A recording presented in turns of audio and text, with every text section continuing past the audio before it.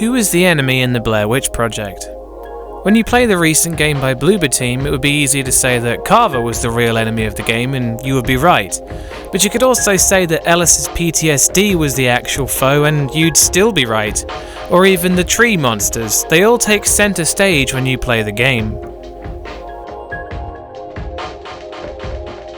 Going back to the original PC release, Blair Witch Rust in Par, one of the first things you find yourself doing when you reach the town of Burkittsville is gun down demonized versions of the residents and chase hulking ethereal monsters, which present an enemy for you to shoot at, but all of these answers stray pretty far from the original source material. So if you go back to the original film, who's the enemy here? The Blair Witch Project itself has no recognizable enemies. You can't tell who or what specifically is going after the fateful filming crew and who their enemy really is. By the end of the feature, it could have been kids, it could have been the ghost of Rustin Parr, it could have even been the Blair Witch, but you'd never know because it reveals nothing. Go, fucking go!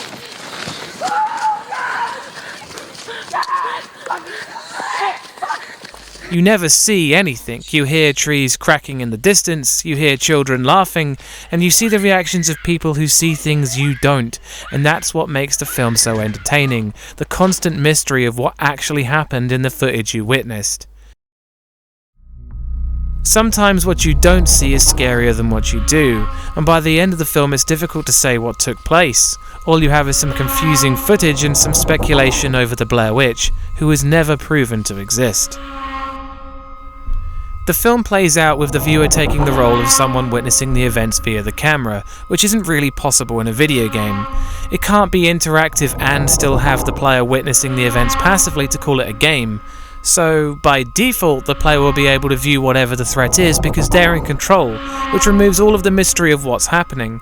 Things that happen off-camera in the film, you can turn your head to look at in the game.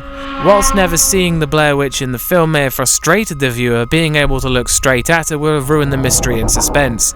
Presenting monsters for the player to gun down or giving a human face to the supernatural is detracting from what the film was about. The reason the Blair Witch never made an appearance is because she was better off without one. It's fear of the unknown. The Blair Witch has no form, no limit to her power, it's a myth, and you know what they say about ideas. So how does one go about making the film into a game? This is where our feature game finally makes its appearance.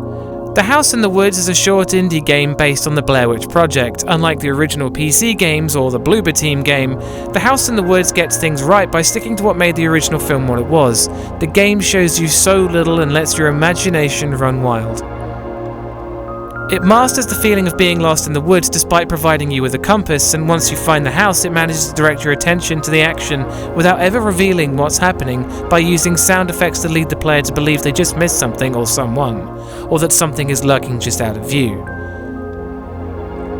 When you reach the iconic basement and approach the man standing in the corner, the game abruptly ends, which is what should happen. You aren't meant to know. There's also some runes in the forest outside that I haven't figured out, and there's a well somewhere. It feels like there's more to unravel, but the game isn't telling you anything. I'd love to see this game expanded on and recognised for the great adaptation it is. Thanks for watching.